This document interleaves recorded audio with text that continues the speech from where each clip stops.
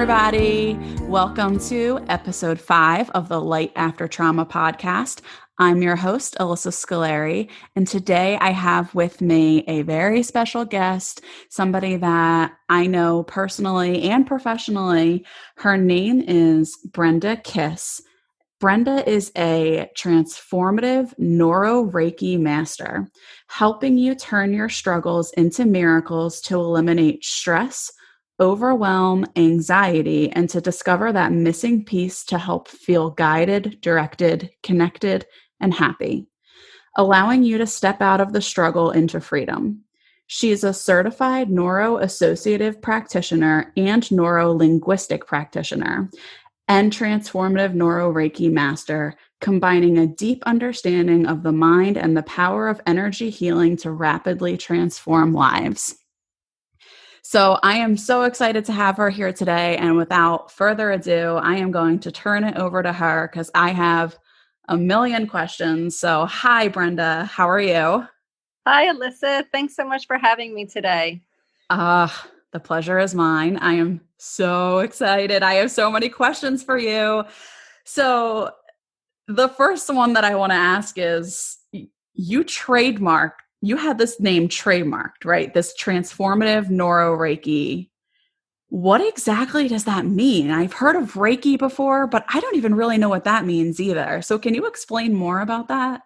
Yeah, so it's interesting. So years ago, I was living in a place of hurt and victimhood.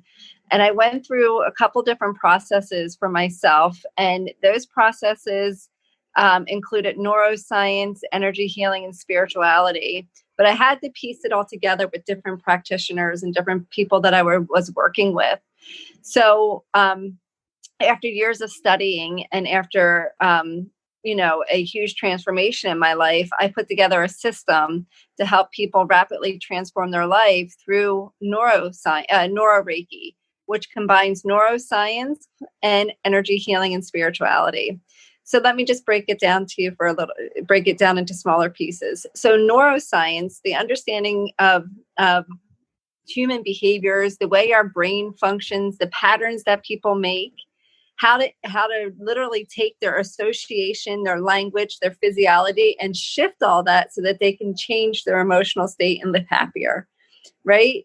Combine that with energy healing, which is the Reiki part, understanding how our energetic body works, how we are connected to an energy higher than ourselves, and using that power to, I want to say, strengthen the change that the neuroscience makes, and then also working on the emotional piece, our mindset, because if we don't work on changing our mindsets when we do these others, things are all short-term changes, in my opinion, in my experience. So it's really the combination of all three areas, the mind, body, and the soul, the emotional, the physical, and the mental. That's fascinating. So I guess what I hear you saying is you were in this place where you realized, which I think a lot of us get to, where it's like, okay, I have to go to this doctor for this. I have to go to this doctor for that. I have to go to here for spiritual healing, here for emotional healing. And what you saw as a need to be able to combine all these things. Yes, absolutely. And through my own experience, this is going back, quite a few years ago, I was searching for help. I mean, which we'll probably get into in a little bit, but I had reached my breaking point, my bottom, like my flat point. And so I was reaching out for help all over the place. And I found, some really great mentors and guides all in the three areas, the mind, body, and soul. They guided me to make monumental changes in my life. And so what I did is I just took pieces that worked for me and put it into a proven system. And now I've helped hundreds of women change their life over the years. And you work specifically with women, right? Yes, mostly with women, yes. Okay.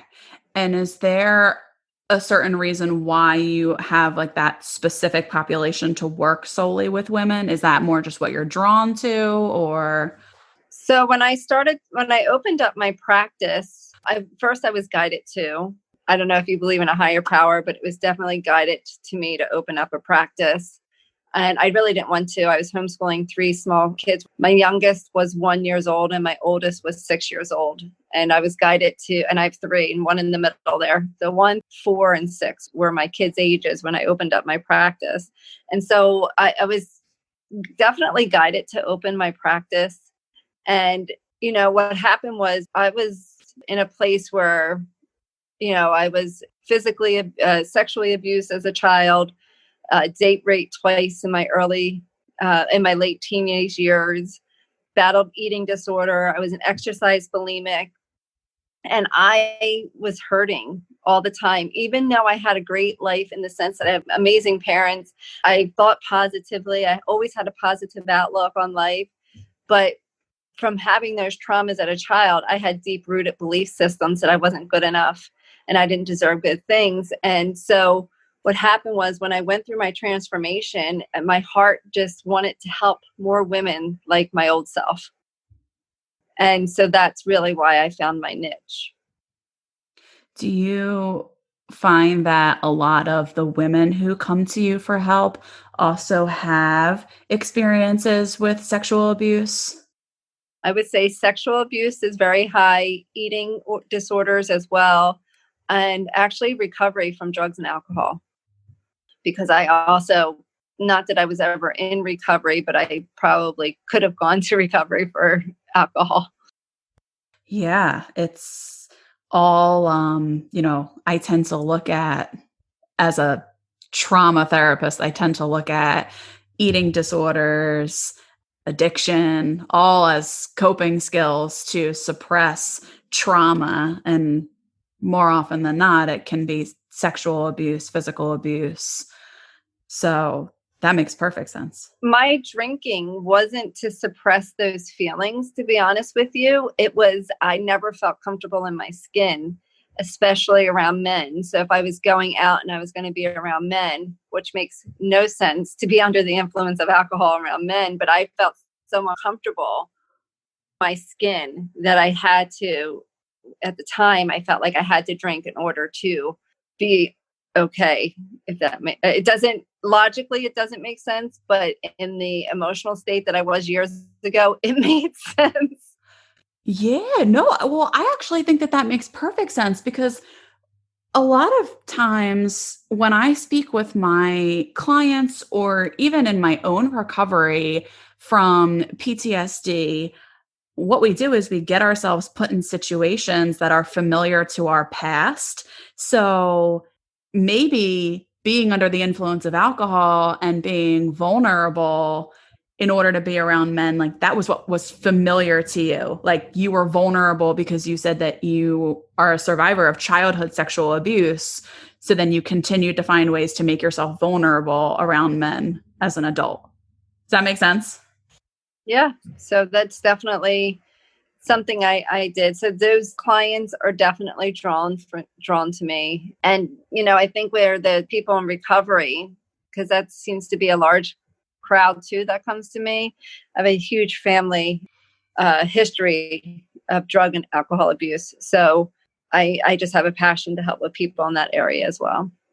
Now, one of the things that you had said earlier is I was spending my life in victimhood. No, Can yeah. you talk a little bit more about what you mean by that? So I would live life as if it was happening to me. And so I'll give you a perfect example. When I was growing up, the only thing I ever wanted to be growing up was a mother. I wanted to marry a rich guy to take care of me so I could be a stay-at-home mom and just be with my children and love them. Right. Well, I got exactly what I manifested. I mean, I found a wonderful guy who was a professional. He was able to provide for our family, and I was able to stay home with my kids. And as much as I love my kids, what was happening was that I was still a victim in my own story. So having 3 kids and having to stay home and breastfeed, and my husband got to go out with his friends and got to do this and all that and work and, be out amongst things outside the house. And, I would get mad at him and I would play a victim. That's one area, right? Like it made no sense. Yet I was, woe was me. I had to stay home with our 3 kids. You get to go, he's a DJ and he was an IT guy during the day. So he got to be out amongst adults talking. And then I would play the victimhood of like, I can't keep a clean house. Like I have 3 children under the age of 5. How do you expect me to keep a clean house? And I had all boys. So I made being a mother of boys a victim too. That's so hard. You don't know what it's like to have 3 sons. And then it would be with food. I don't even have to so when it came to my story around food, like I said, I had an eating disorder. I mean, I ate for every emotion you can imagine as, happy, sad, lonely, tired, frustrated, bored, angry, you name it, I ate it. So when it came to like looking in the mirror or talking to my friends, it was just like, oh man, I can't lose this weight, or look at my stomach. No matter how hard I try, I just can't be skinny enough. So I became a victimhood in that story as well. And I'm sure many others, but those are the top 3 that I can think of right now of how and I lived there, and it wasn't a great place to live.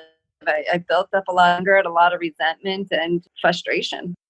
And when you were living in this cycle of victimhood, did you know that it was a result of what you had been through in the past? Like, how did you make that connection? And what was the almost, I guess, breaking point for you where you were like, I can't do this anymore. I need to get help?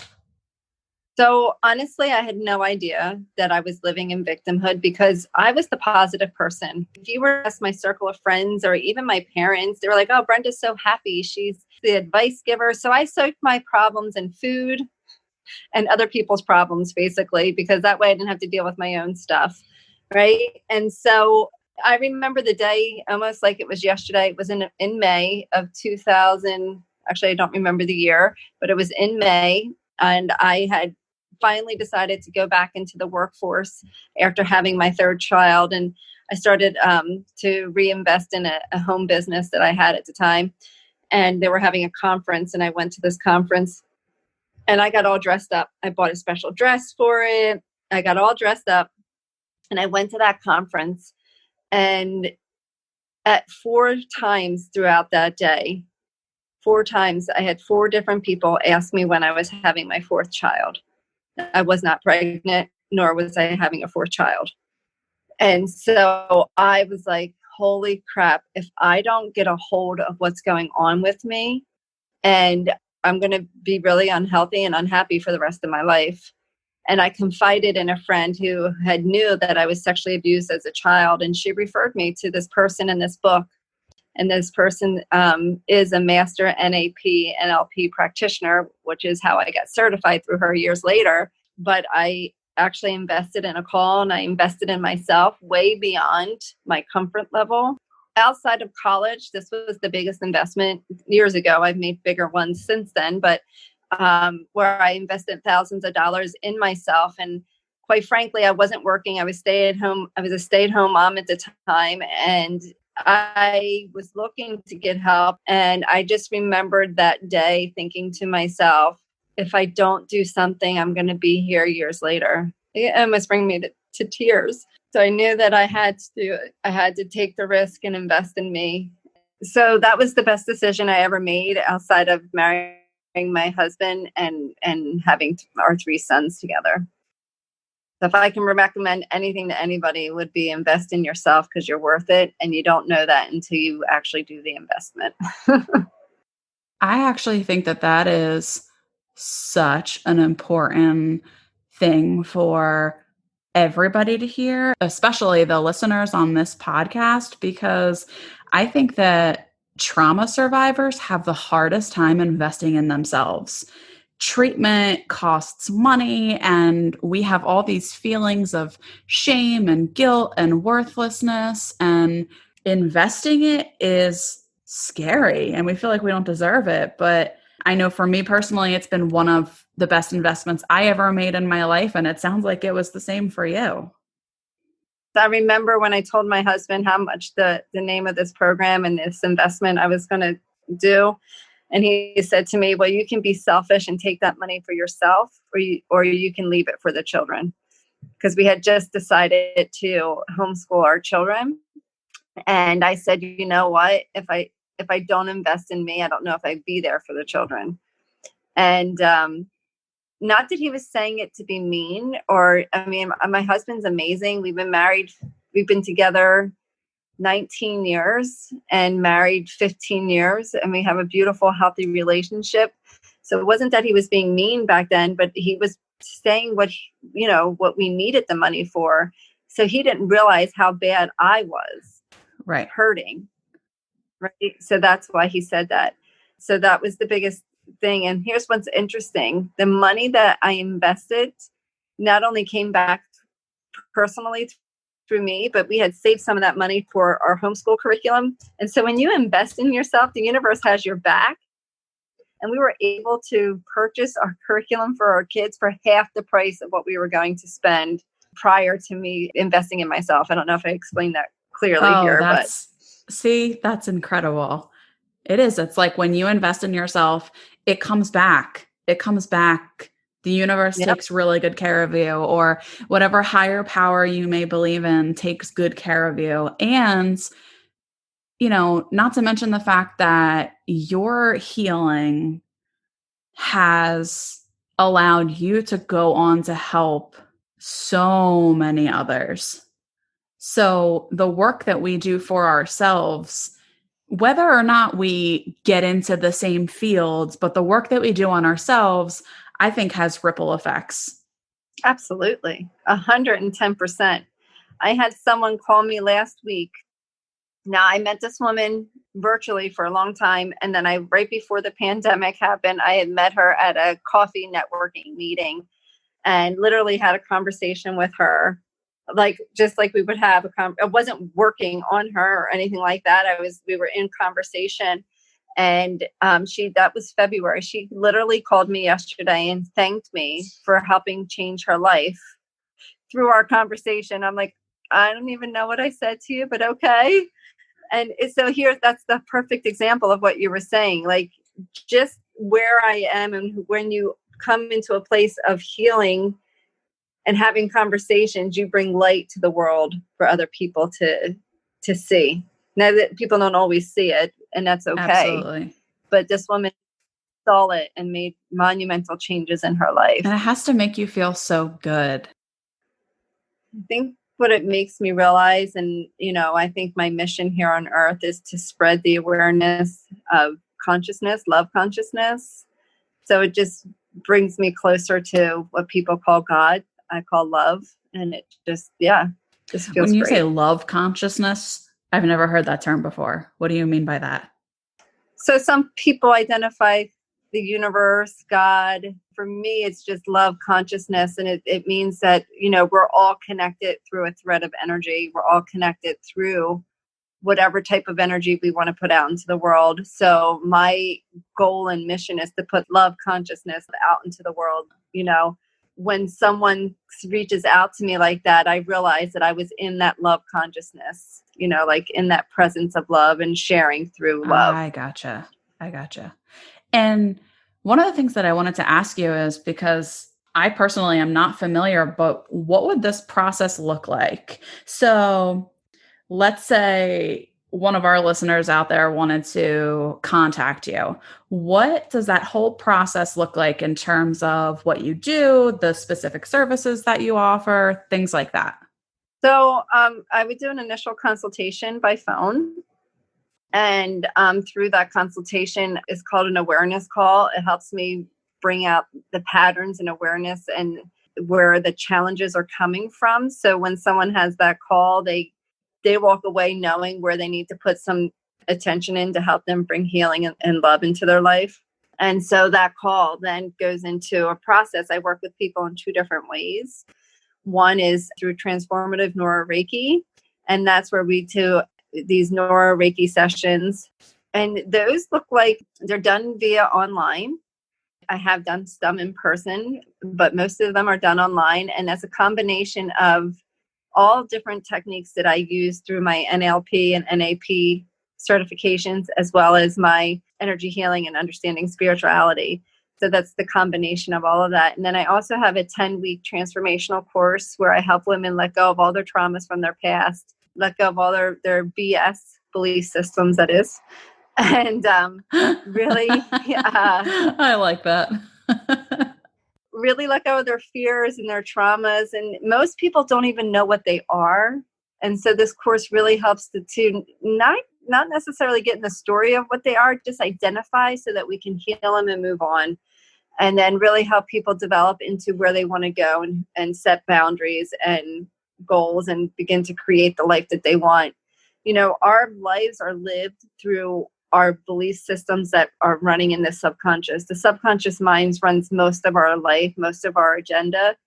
And so if we don't know what that is or can't identify what that is or program our beliefs that we want in the subconscious, then we're just doing stuff out of motivation. You know, I'm sure you can relate. You've been motivated to do a diet before and you do it. And then all of a sudden you self-sabotage and you stop doing it. And that's because there's subconscious belief systems that say you don't deserve to lose weight or you don't deserve to be healthy, or it's not. For me, my old story was, you know, because I battled weight my whole life, my old story was that it was scary to be pretty. Mm. And so I associated being skinny with pretty. So anytime that I got skinny, I would feel uncomfortable and I would put weight back on. Subconsciously, not Right. consciously. I would be like, why am I eating again? And You know? all of that is the pattern of an eating disorder. It's not just the putting the weight back on. It's even when you are working so hard to lose weight, all of that is the eating disorder, right? The dieting, then the putting the weight back on. So much of it is subconscious. And Yes. about a lot of what's in the subconscious, I think, is just body hatred. Because we've been taught to hate our bodies have not been treated kindly in the past. So that's the story that lives in our subconscious. That's what we tell ourselves. Yeah, well, I think there's a lot of different stories that live in the subconscious, but from my own experience, you know, of being sexually abused, my uncle used to tell me I was the pretty one. So I never wanted to be the pretty one. And so anytime that I felt like I was the pretty one out of my friend group or whatever, I'd be really uncomfortable and have to be drunk in order to be okay. Or I think that when you're sexually abused, it comes down to what's being told to you in that moment and then how it makes you feel afterwards. And then honestly, how it unfolds as you're healing from it. I work with many clients that they were blamed for the sexual abuse by their parents. So you caused your uncle to do that, or you caused your father to do that. And so that in and of itself becomes a whole nother healing. And so the body hatred that you speak of, for me, I don't even know if I realized I hated my body. Like, I don't even know if that was part of any of my healing. I do know that there was shame and guilt, and I would say mostly shame and guilt around my body for sure. Well, one of the things that always stands out to me when I think of you is, so just for the listeners out there, Brenda and I know each other. We live in the same town. We go to the same gym together. So I've known Brenda for years. And I too, as many of you guys already know, struggled with eating disordered behaviors for 20 years minimum. And just this constant cycle of restriction and binging and over exercising and purging. And I remember having so much guilt and shame around my body. And I remember one time being at the gym with you and we were doing a workout and somebody there, I can't remember the specifics, but there was somebody there who was basically like bashing herself. And she kept saying like, oh God, look at my stomach. This is terrible. And one of the things that you said, and again, this was years ago because this was when the gym was at the old place. So this was a while back. One of the things that you said that has stuck with me and that I think of all the time, anytime I sink back into the body hatred, is you told this person to put her hands on her belly and thank her belly for all it does for her.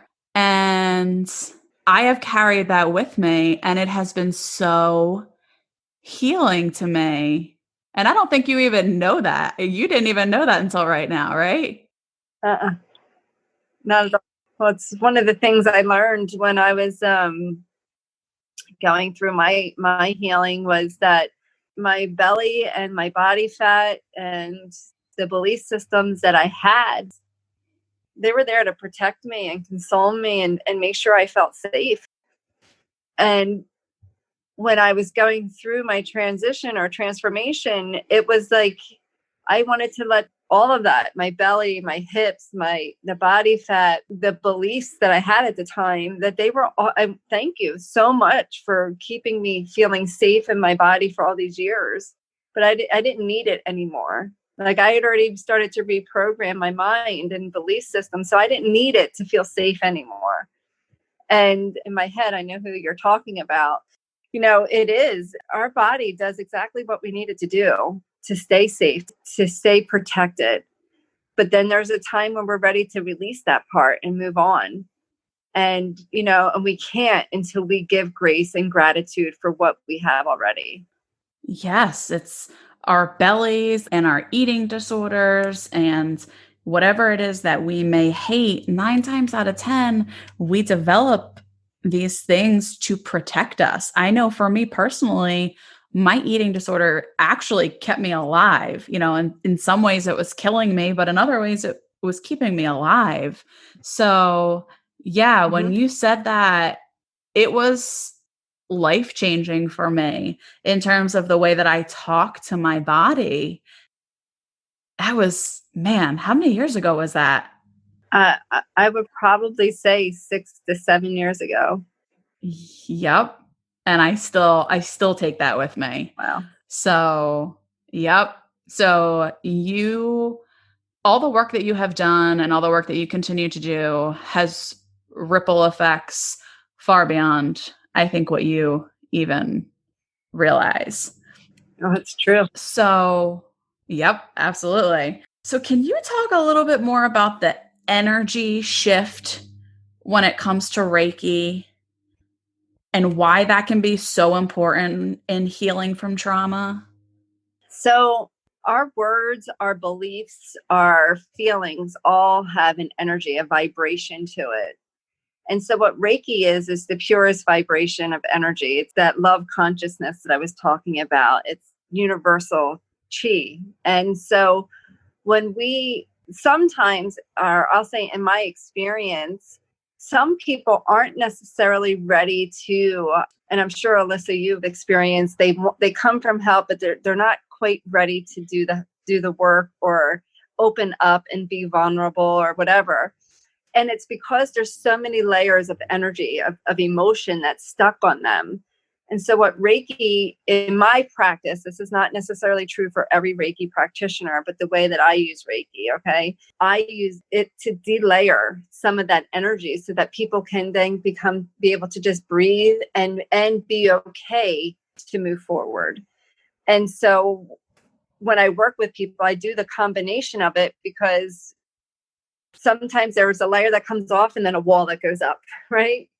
And so the Reiki actually helps release that wall, that energy that they have around whatever. And it's in a non-invasive way. It's in a very subtle way, but super powerful.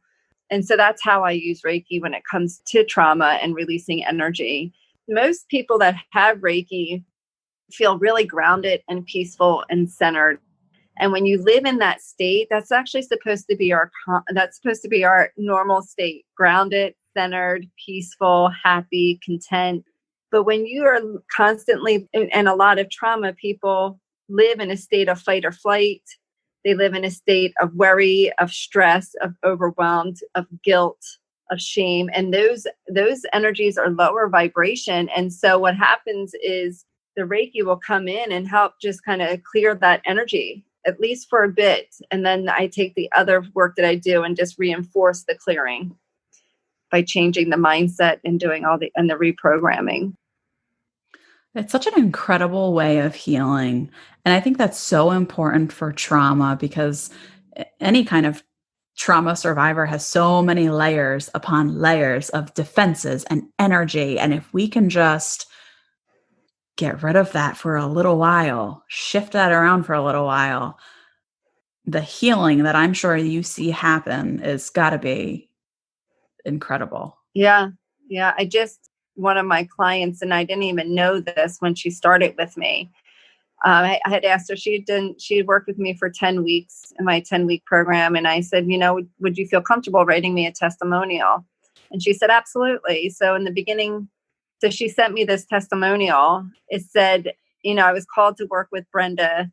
And when I started with her, I was teetering with the decision to live or not. I had no idea that's where she was. And she just, continued to say that, we broke down my walls and my barriers and some I didn't even know I had, like I said. And she goes, and now I'm envisioning a beautiful, wonderful, something like this, a beautiful, wonderful life ahead of me through Brenda's support and guidance. That's how in the program, it saved my life, is what she said. And it's just like, that's why I do what I do. Yep, because it's saving lives. I think the blunt, sad truth of the matter is that trauma takes so many lives, whether it be by addiction, by suicide, and that's the work that you're doing. It's life-saving is what it is. Yeah. And one of the last questions that I wanted to ask you is, you talk a lot about your 3 boys. You are a mom to 3 beautiful boys. Oh, thank you. How has, in being a survivor of childhood sexual abuse, how has being a mom, because one of the things you mentioned earlier is that you always wanted to be a mom. And of course, it's difficult. I think when you do become a mom, I'm sure it's triggering in ways, but also very healing in ways. What are some ways that being a parent has helped you to heal? That's a good question. I feel that my kids teach me to be present and in the moment and to have fun and not always take things seriously. And from my experience, that is, I believe, a symptom from my trauma was, life is hard, life is unfair. This work is important. We got to get this done. And, it just gave me those belief systems. And, so having children and, just being in that space of being present, like just looking at the little joys, especially when they were younger and they like saw like look at that beautiful color blue, mom, or, like just the simplest things in life.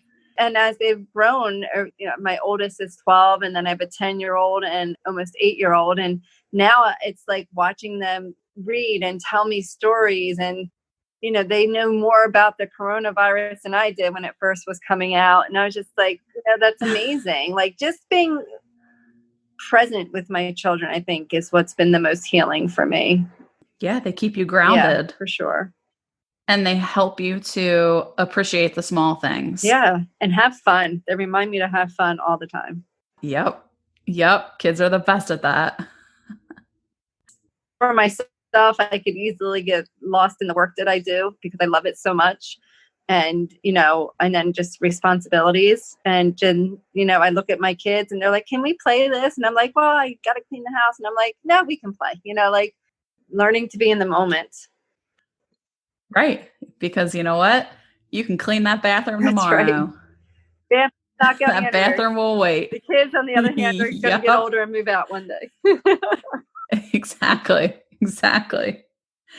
So can you talk about, because we have an exciting offer for you guys, you want to talk a little bit about your ebook? Yes. So, as I said, I went through this big transformation a few years ago, and I literally wrote this book on a plane ride home from Texas. It just was pouring out of me. And what I wanted to offer was I love to read, but like I said, I'm a mom of 3 kids and I was homeschooling at the time, and my time to read was very far and few in between, right? So I really wanted to write a powerful, simple book that was a game changer. And so all of the tools, I won't say all because I'm constantly learning and growing, but a lot of the tools that I use with my clients, I wrote in a 30-day book. And this book is available for all your listeners. And it's 30 days and it gives you different tools every day to utilize. So one day you might focus on drinking water. One day you might focus on being grounded. One day you might focus on meditation. And it gives you all these different tools. And the idea is to find what ones work for you and then implement them in your daily life. It's downloadable and they can read it and implement it. That is so cool and so helpful because it's like a guide of exactly what people can focus on with regards to their healing. And I think it helps the healing process seem not so overwhelming because it can be really overwhelming at times. Yeah, they're just simple tasks to help you feel better in the moment. And where can they find this at? Your website, yes, right? They can go. Isn't it listed on the link? It is. Yeah, they can go to Brenda Kiss.com and there's a free ebook offer there. They can download it there. Perfect. And guys, I will link the ebook on the show notes for this episode. It will also be on my website. It will be on the Facebook page, and it will also be on the newsletter that I send out. So no worries about how to find it. You will have plenty of options, but definitely go check that out. And thank you so much for talking to me today. It's been a pleasure. I learned a lot, and yeah, thank you. Thank you. Thank you so much. And I'm so excited and happy for you and your endeavors here. Thank you.